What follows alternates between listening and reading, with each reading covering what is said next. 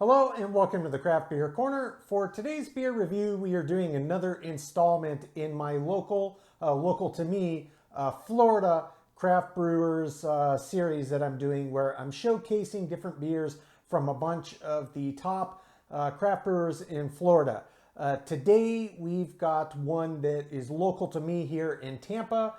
Probably one of the most well-known in the state and certainly regarded as one of the top in the country. They are consistently rated in the top 20 and often in top 10 lists by many different raters and publications. We are talking about Cigar City Brewing, my local, one of my many local craft brewers here. Today we are doing a single style review by this single brewer, and they're both going to be a little bit different. So beer number one we've got is Guayabera. This is a citra hopped pale ale at 5.5% ABV, and they did note that it clocks in with 50 IBUs. The second beer today is Invasion, which is a pale ale they call a tropical pale ale due to the hops used. This one is 5% ABV, so just 0.5% lower, but rated at the same IBUs with 50. This one they have brewed with Simcoe and Mosaic hops. So we've got two pale ales, both within 0.5% of an ABV of each other, both claim to be the same 50 IBUs. So it'll be a very fun and interesting review indeed. I am very excited to jump into both of these. I absolutely love Cigar City. Everything I ever try by them is amazing. And I tell you, if you live locally in Tampa, you're also quite lucky. In addition to brewing beer, which most people know, they also have a cider and meadery where they have one or two locations. There's one in one of the historic districts in Tampa called Ybor City that I frequent. And if you're a fan of cider and mead, it is the best I've ever had in my life. They pull out all the stops just as they do with their beers. So very excited to jump in with a little pale ale comparison from Cigar City. So we're going to get started with a Guayabera. This is the citra hopped pale ale at 5.5% ABV.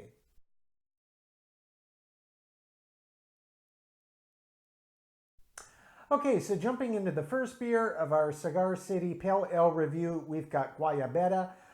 This is named after a traditional Latin shirt style that's very common, particularly in Florida. There's a large Latin American population here.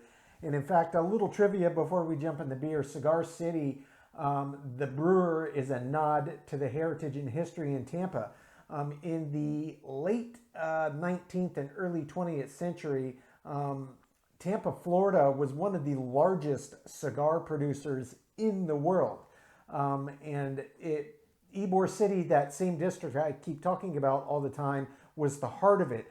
There's a bunch of old converted cigar factories that are now various office buildings and other industrial buildings, and some brewers have some of them as well. That's a nod to Tampa as a city's heritage. It was a massive cigar producer. And in addition to that, another bit of trivia for you, since we're talking about Ybor City and the heritage, the Cuban sandwich. Most people know that it was invented in Florida, but most people would incorrectly guess Miami. It was actually invented in Tampa, and specifically in the Ybor City district of Tampa. The immigrants that were working and rolling the cigars and working in the cigar factory came from a ton of different backgrounds. It wasn't just Cuban and Honduran and other Latin American backgrounds. There were German immigrants, there were Irish immigrants, and all sorts. And the Cuban sandwich came about because the people needed something to eat on their lunch breaks, and somebody from this background and culture added this ingredient, somebody added that one. That's why it's kind of a mishmash of various ingredients that really nobody would ever think to put together. Obviously, the Cuban background added the pulled pork. I believe the Irish background added maybe the mix of Swiss or ham. I don't recall the exact background, but the sandwich came in to be in Ybor City, in Tampa, from the different cultures, just kind of trading stuff and putting it together and invented their own sandwich. So quite a tasty treat too. If you've never had one in Tampa, if you ever find yourself down here, it's definitely worth it. You won't get a better Cuban anywhere. But nonetheless, let's jump into the beer. Guayabera. Very simple artwork on the can. It's got a hop and some various and sundry things, very bright green. It's got the classic Cigar City Brewing label on there. Try to angle it. It is a cigar. Nonetheless, let's get that so uncracked and poured right into the glass here. Caught it before it made a mess on my table, so I got a little preview there. All right. I'm just going to give it a little bit of agitation here. Let it form a head. I don't think it's having a problem with that. I didn't quite get the whole can in there. This one is really quite active and really formed quite a nice lush head. Holding it up to the light, it looks like a classic pale ale. It's a lighter yellow shade. It looks very beautiful. It's pretty active carbonation wise. It looks like a mix of kind of medium small bubbles and small, just a few larger ones, but overall they're mostly small carbonation bubbles coming through. The head formed quite thick, quite creamy. In fact, I'll see if I can top this off, and then I'll try to break this head down with my finger because it's quite lush, quite thick. And I want to be able to jump into this sooner than later. What can I say? I can't wait. I'm impatient for my head to settle when it blooms up that beautifully. But looks great. Let's give it a sniff. Okay, even though that head is very, very thick, I can smell this beer quite clearly. It smells very floral, very fruity, very citrusy. Those are kind of the hop aromas that are coming through, and all of these are classic aroma traits from the citra hop with which it's brewed. So it smells great. It smells like a classic citra hopped beer. Very bright, very fruity, very floral. And I think the head is actually settled enough. It's good enough for me. I'm going to dive right in. Oh,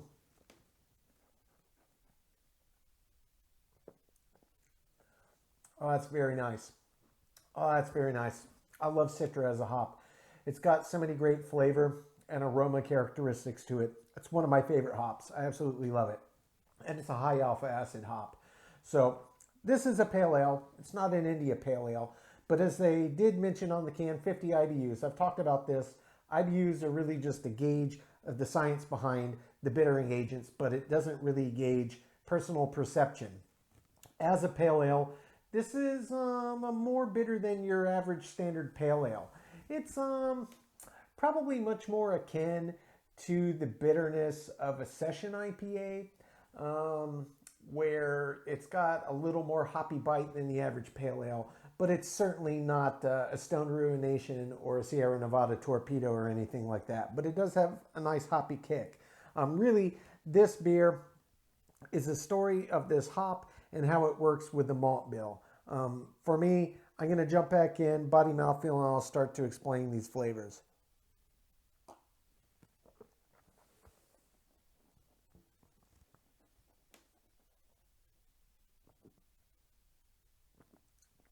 The body is medium, bordering on medium heavy. It feels bigger than you would expect for 5.5% ABV. Mouthfeel has some nice viscosity to it, and when you start to roll it around the palate, it really starts to feel quite creamy and lush. It's got a very, very nice mouthfeel, and it's very wet and sticky. It sticks around the palate, lets all those flavors and those hop essences just stick around. So it helps the bitters stick around, and you can really, really taste all of the wonderful flavors that the Citra hop imparts. I'm going to jump in one more dive here and explore how the flavor develops and finishes.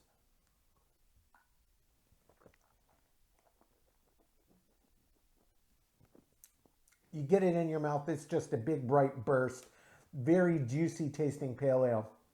Big bright burst of that classic Citra fruitiness, and it's aptly named because it does taste strongly of citrus. That's the dominant. The floral kind of aroma you get on the nose doesn't really translate into the beer, but Citra hop flavor profile comes in classic. Big burst of citrus, and then some nice earthy hop bitterness behind it. And it really lingers around the palate. And it's so hop forward, this beer, that really I'm having a hard time discerning the malt bill. But for me in a pale ale or an IPA, that's not a problem. I know what the malt bill is. I can tell and have a pretty good guess just by looking at the color and the fact that it's not oppressing and overshadowing the hop. That's a good thing for me in both the pale ale and in an IPA. They're both more hopped beers than other light colored styles. They just are. And I like that the hop comes through quite strongly.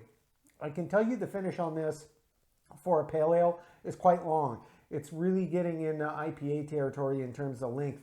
But I'm not surprised by that. Citra hops have a much higher alpha acid content than just your standard kind of bittering hops. They are quite high in alpha acid, and that really does help it to stick around the palate and helps those flavors retain. And it's still going. I can still taste the citrus and the earthy hop bitters, and they are just lingering all around the palate. This for me is a beautifully, beautifully well done example of a pale ale. I don't think it's over the top. I don't think it's encroaching on India Pale Ale territory. Certainly not in ABV and certainly not in hop intensity, but this is a step lower. It's that nice classic pale ale, but this one has presence. I really, really like this beer. I'm going to take my time, count my scores, and when we come back, we'll get to beer number 2. That is Invasion, the tropical pale ale at 5% ABV, and that was brewed with Simcoe and Mosaic hops.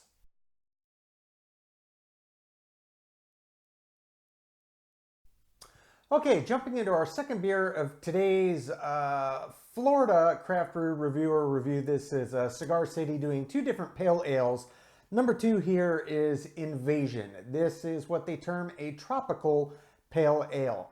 This one clocks in at 5% ABV, and it's got the exact same IBUs as the first one, the Guayabera. This one is 50 IBUs, and they brewed this one with a combination of Simcoe and Mosaic hops. Both of these hops are exorbitantly high in alpha acid content and extremely well known for how high their alpha acid content is. They impart massive aromas, massive flavors, kind of all over the map what they impart, and boatloads of bitters if they get those alpha acids extracted into the beer. So I'm guessing that they used a little bit lighter hand during the boil in this one and maybe did predominantly some dry hopping for added aroma and flavor without sucking in all the bitters, since this one's still clocking in at 50 IBUs, but we will soon find out. For the label art, I know it's probably impossible to see, but on the front it's an invasion of a pirate ship coming into a bay there with some swords and kind of a treasure map theme on a hand, and got their classic label. If you're not from the Tampa area, you probably don't know this, but there is a festival that happens here every year, which is really one of the reasons of the namesake of the Tampa Bay Buccaneers football team. Gasparilla Festival is literally a festival or revelry where people will dress up like pirates celebrating the famous pirate Gaspar. And yeah, it's a really fun event. It's crazy. It's across multiple days, actually. I think they have a night parade, a massive day parade, and kind of takes all over the downtown side of the bay in Tampa. And I'm sure that that's a nod, again, to some more of this Tampa heritage. But nonetheless, let's get this one cracked.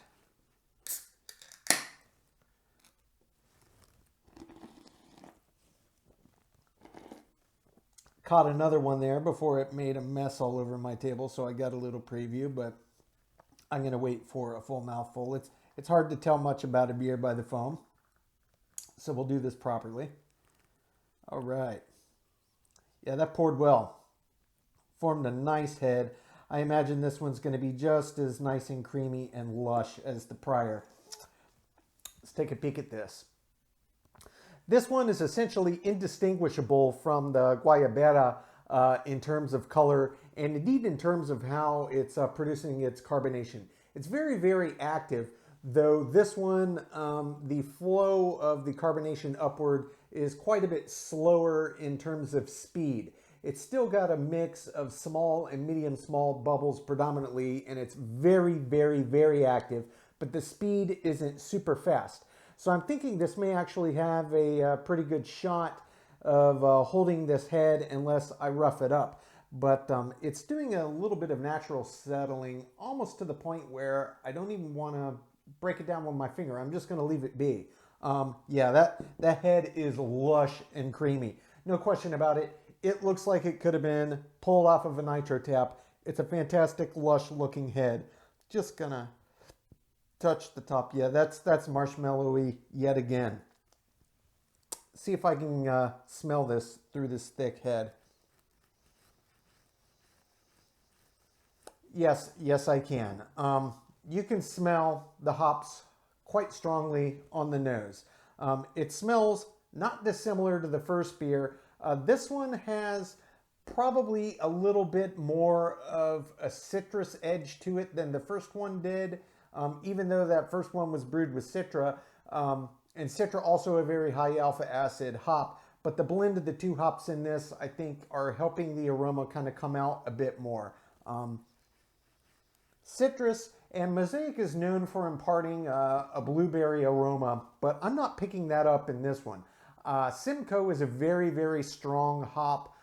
It often will impart notes of pine and kind of that resin tarry nature that some hops have, both in terms of the aroma and in terms of the flavor. But in this one, I'm really only getting just a boatload of citrus aroma up front. No real resin, no blueberries at all. It's full on citrus. But this looks great. Let's go ahead and dive in.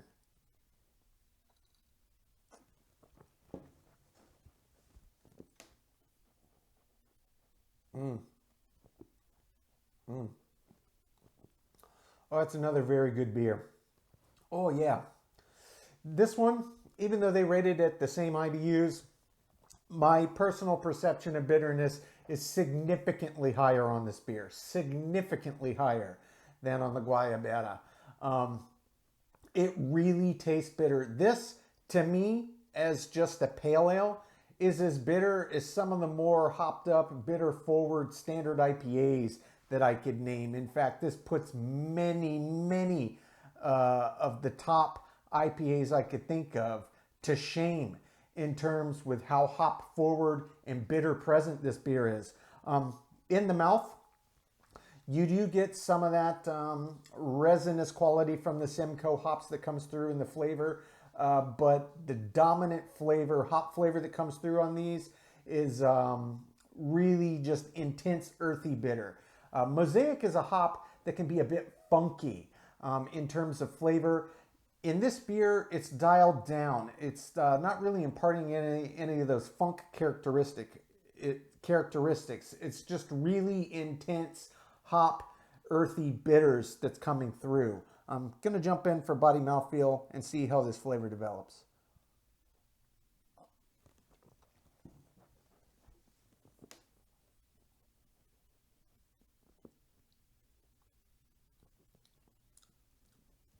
The body on this one is medium, and it's kind of high end of medium. I wouldn't call it medium heavy, but it's the high end of medium. For a 5% ABV pale ale, that's an impressive feat. This body is big. This beer has real substance when it's in your mouth. You can feel the weight of it. Mouthfeel wise, it's slightly viscous. It's not super thick, but once you start to roll it around the palate so you can get all those flavors coating, it really does start to cream up. Very much like the first one did. It's got a very creamy, lush mouthfeel to it. It's fantastic, and it goes well with that big body. It makes the beer have even more presence in the mouth. I got to jump in one more time for flavor here. I always get sidetracked.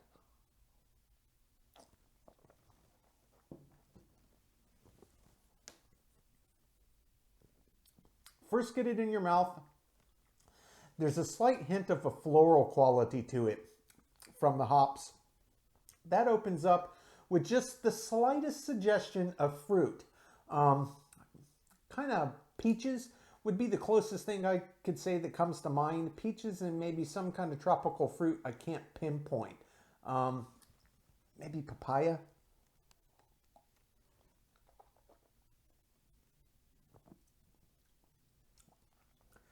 And just the slight citrus nod. So you get floral, Slight fruit, papaya, citrus. It's more grapefruit than anything. Then you get massive earthy hop bitters with an underlying resinous piney quality to it.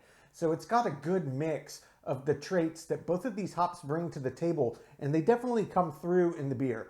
The notable exception being I didn't detect the blueberry aroma from the Mosaic on the nose, and I'm not getting any of that funky, kind of dank, funky hop undertone from the Mosaic in the beer, which, you know, it's off-putting to some people. Some people really like it, but I think that this balances far better in the ratios that they used, because it all is really working for me together in this beer. But it's very, very good.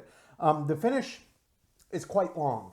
These are very pungent hops, even if they're not used in an overabundance. The qualities of them are such that they really, really linger around the palate. So all of this flavor ride, where all of that opens up, it kind of just peaks in hop intensity. It's another pale ale that's really not about the malt bill at all. It's there, and it's really about adding the substance to the beer and the weight. But this is another pale ale that is an absolute just swan song to the glory that is the hop here. And it is fantastic. This is a very, very hop dominant pale ale. Very hop dominant. And it really sticks with you. I don't know how long it's been since that last sip I had, but I can still taste these lingering hop flavors and bitterness all over my palate. And it's still pretty intense. Very, very long finish on each sip on this one indeed. This is a fantastic pale ale, yet another. I'm going to take my time, sip on this, come up with my scores, and when we come back, we'll get both beers ranked from top to bottom.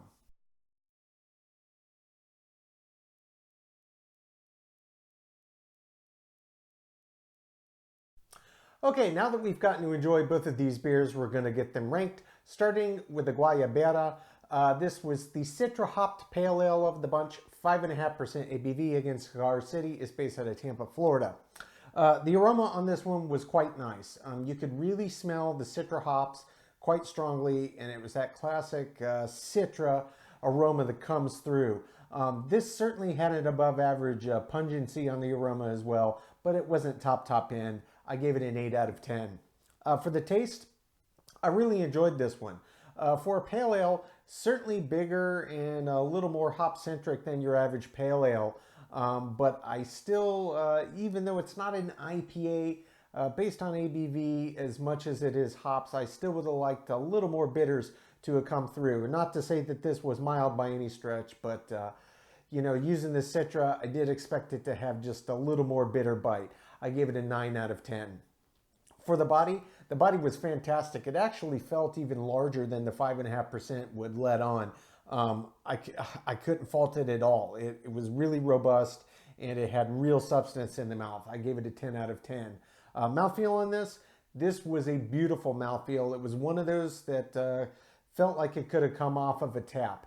It had really a nice weighty sense to it, and it had a little bit of thickness, but once it started rolling around the palate, it really started to just take on this lush, creamy texture. I give it a 10 out of 10.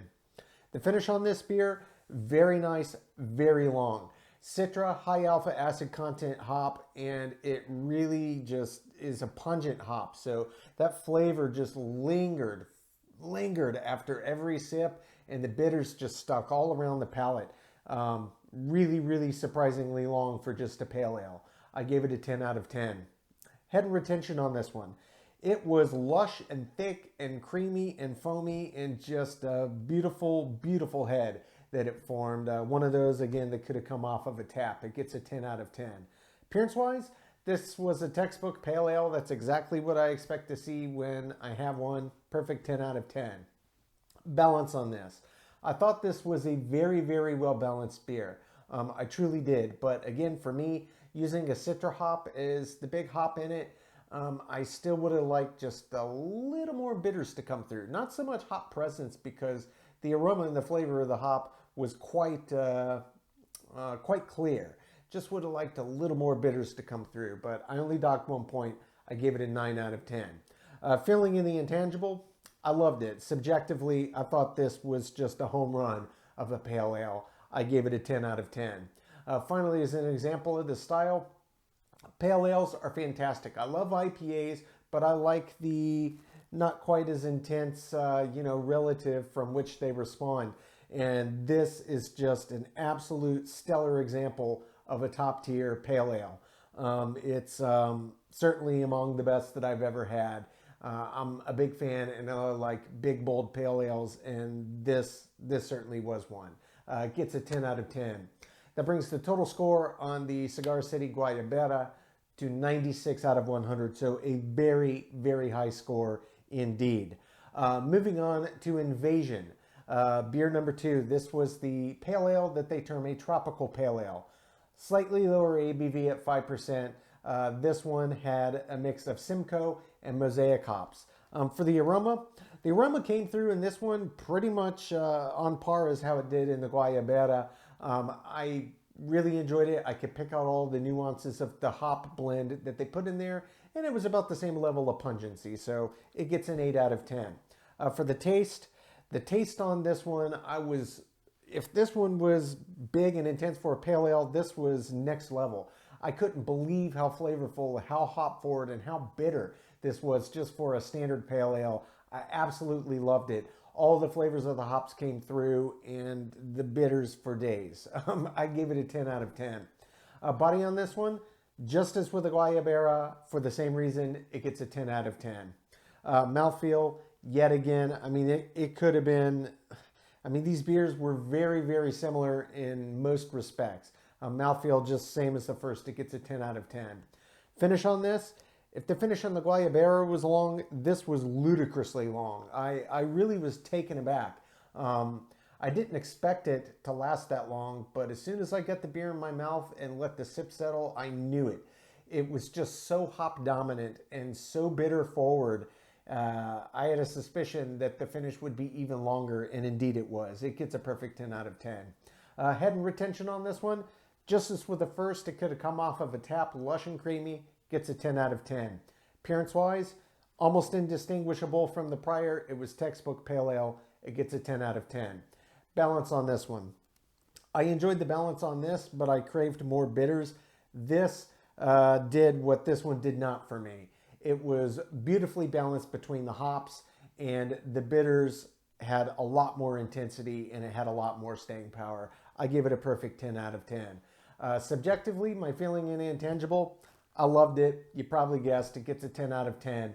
Finally, as an example of the style, legitimately, I'm not sure I've ever had a pale ale I enjoyed as well as this one. This is big, this is bold, this is hop-centric, and it's got a boot full of bitters that come through while still staying true to the style.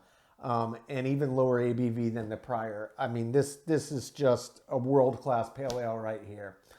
Perfect 10 out of 10 for me for the example of the style. That brings the total score on Invasion to a 98 out of 100. So only a 2-point spread, and I may have had a beer out of the few hundred I've reviewed now that have gotten a score that high, but this could be the highest scored beer I've done. And I'll have to check through my spreadsheet to check my score columns to see if that's accurate. Maybe one or two made a 98, but I can't remember off the top of my head if I have actually had one get there. And that's a shock for me to have a pale ale get a score that high. And really, honestly, it's a testament to how well this brewer does brew. Probably the most famous hometown brewer that we have here, and certainly one of the most famous in the state. Just exceptional beers that they put out. Every time I have a new one by Cigar City, I understand why they consistently rank in the top 10 and top 20 lists, and often top 5 from various raters and publications. Just world-class beer. Absolutely loved it. Ladies and gentlemen, that concludes today's beer review. This is another installment in my Florida local craft brewer series, side series I'm doing. I want to get as many of my Florida local craft brewers, kind of give them a spotlight and a whirl, see what they're all about, because Florida's got some seriously great craft beer down here, and this is another great example. As always, please don't forget to like, comment, subscribe. And if you want to stay in the loop when our videos go live to YouTube, you can just click the notification bell icon. it's right next to the subscribe button. Until next time, folks, keep it beer, keep it craft. We'll see you on the next one. Cheers.